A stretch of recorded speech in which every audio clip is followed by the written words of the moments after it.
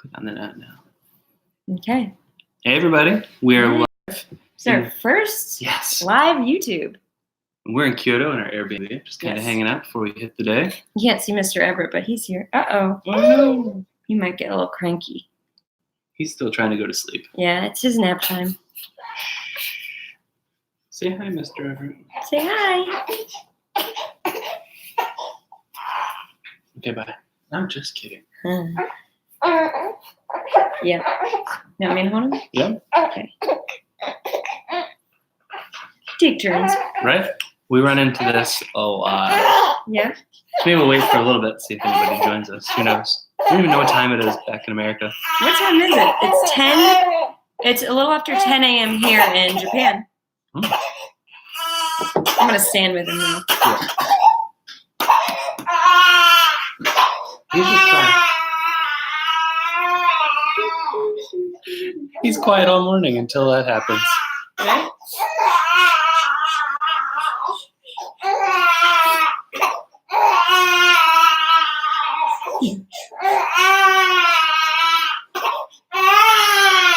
Ooh, I should probably tell people that we're like live. All right. Ooh. I'm copy and pasting this. So if you're on Twitter, you should come and join.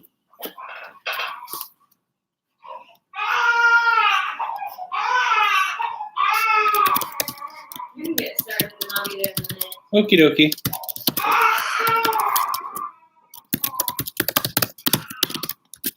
I'm just sending the message to Twitterland.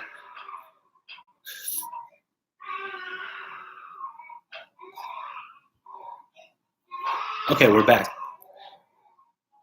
Anyway, so we put the message out for questions on our social, and you guys had some great ones. So I'm just going to go through them kind of quick, and then if anyone actually joins, this is so sad, nobody's here yet.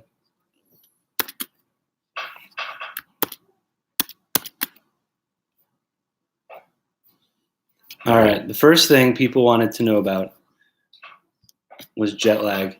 And oh man, did it hit. Olivia, she's over there hanging out on her iPad at the moment.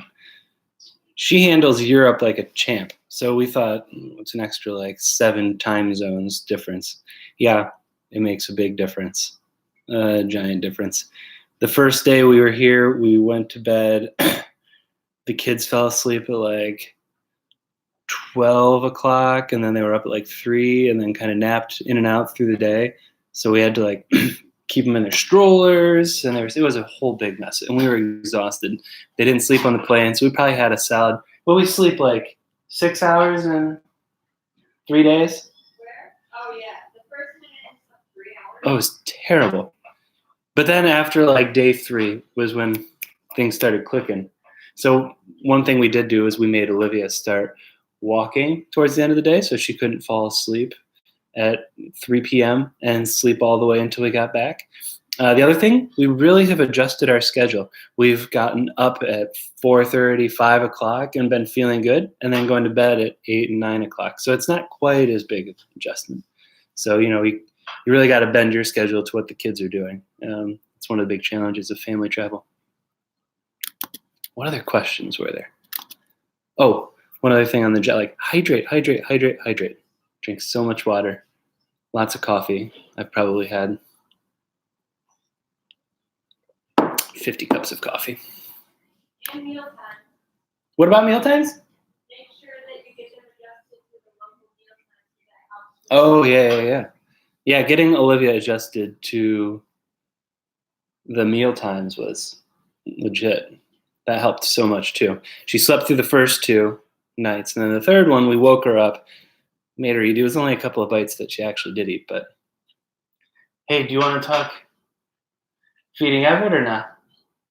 What? You want to talk about feeding Everett or not? Yeah, but I'm currently feeding him right now. Oh, well, she's currently feeding him right now. We'll jump back to that one. We'll circle back. All right, someone else asked about gluten-free. We have not seen anybody explicitly say that it's gluten-free, but from what we do know about gluten-free diets, Japan A lot of their food is very simple, only a few ingredients for outside of like seasonings and whatnot, but it's all very simple: rice and fish and beef and that whole thing. The only thing that you might want to avoid are like ramen and soba noodles, unless they explicitly say like rice noodles. Sorry. So that's what we have seen. Yeah, there's no customization. It's you get. Oh, somebody says hi. Hi, unofficial bucket list family. What's happening? Yeah, you don't really kind of customize your meals. You just kind of get what they have, and that's the best way to do it. So just pay attention to what the ingredients are. A lot of places do have English menus.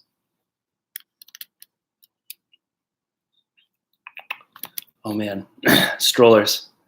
You have to have strollers. Can't get away from it.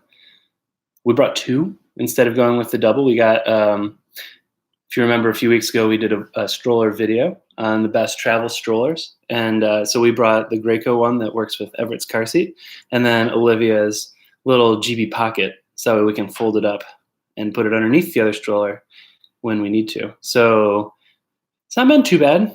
All the transit has elevators.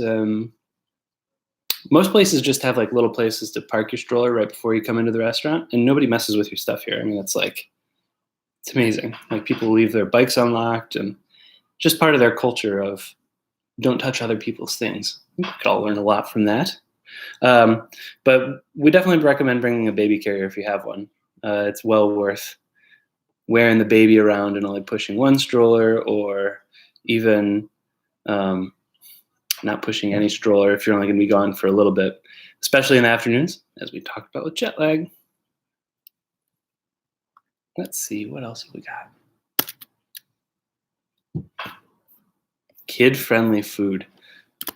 So we might have a little bit of a unicorn with kids' food, with kids and kids' taste, but ours is obsessed with soup and obsessed with pasta.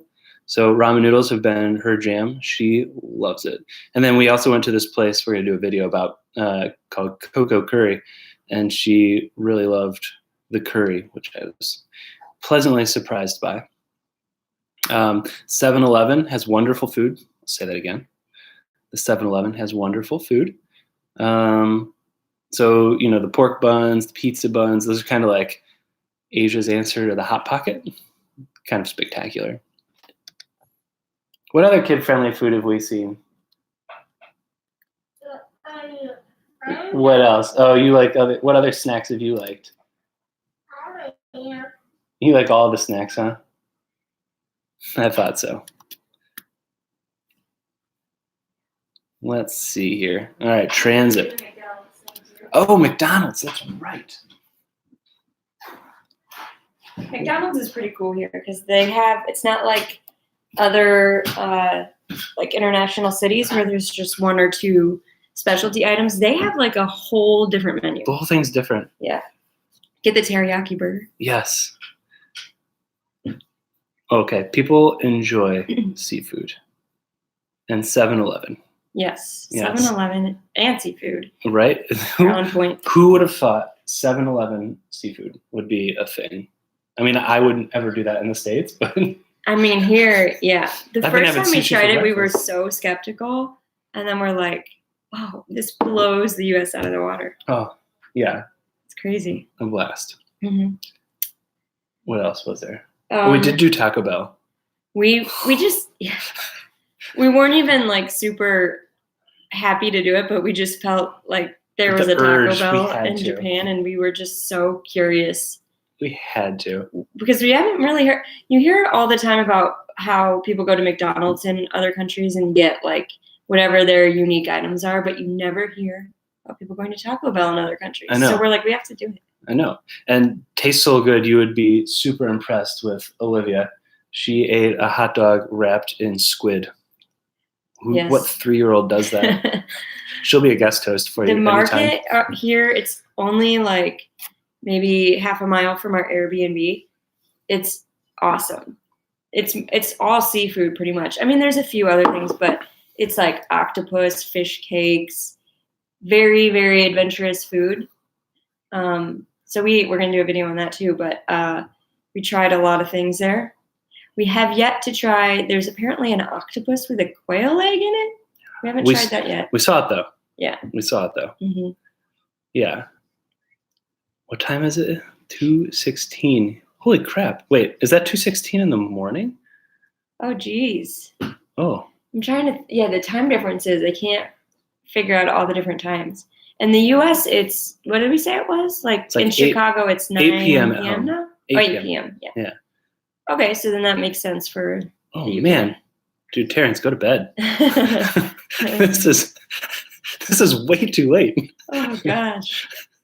Well, we've been up at all manner of hours here. 3 a.m., 1 a.m., 5 a.m.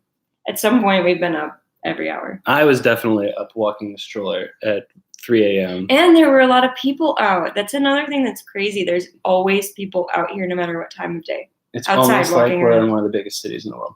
I know, but like in Chicago, if you're downtown business district, no one's out walking at 3 a.m. Right?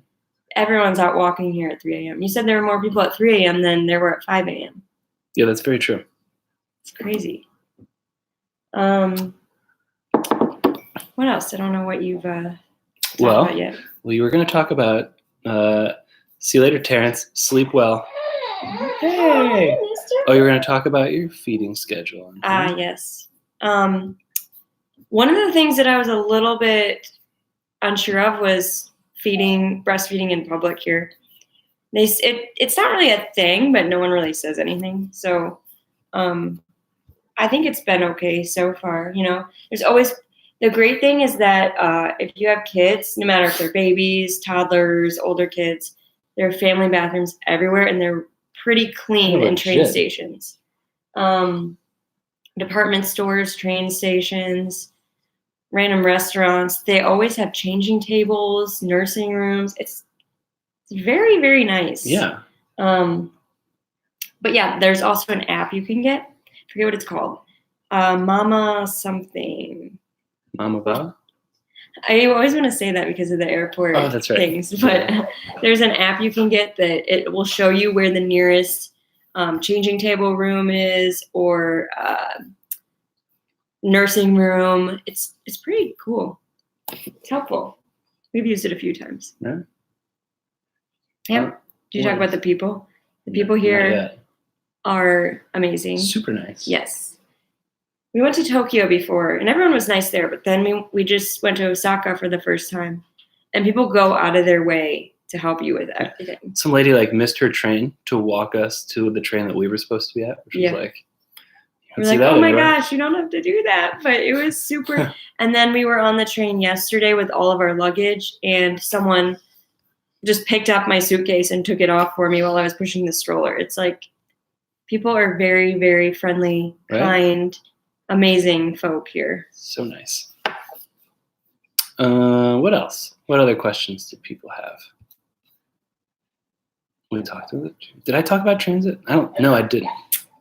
Using the trains? Yeah, it's super easy. It's a lot easier than one would expect.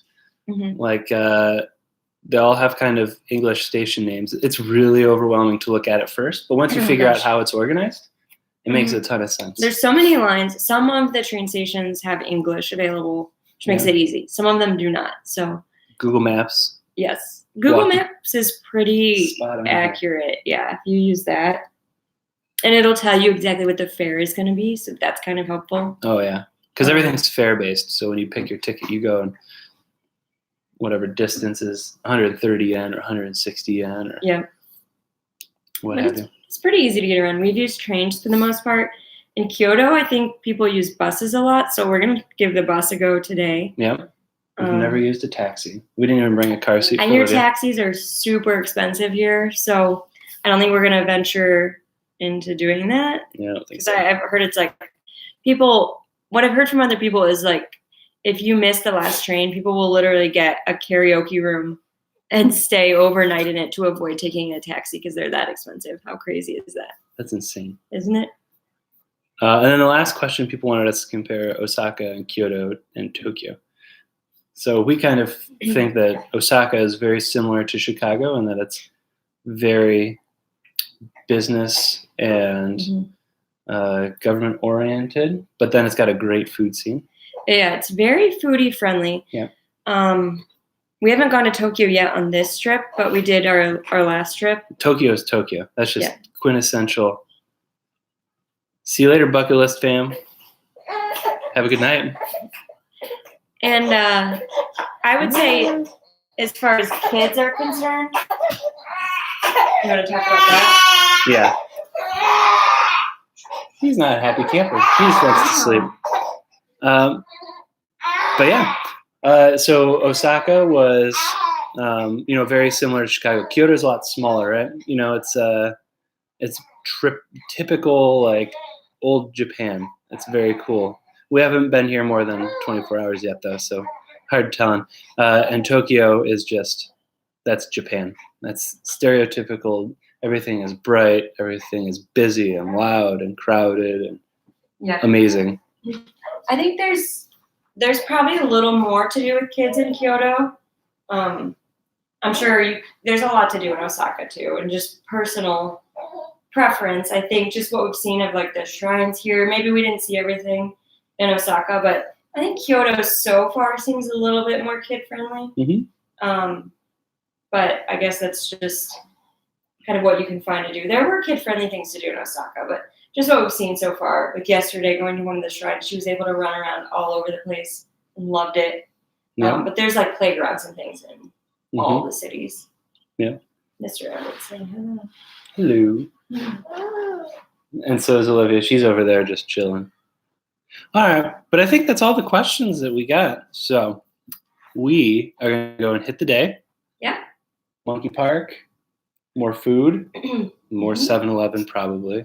Yep. But we'll be back with more videos. Yep. So, we might even do another live at some point. Ooh. So let us know if you have other questions when we get through the next few days of our trips in Kyoto. Yep.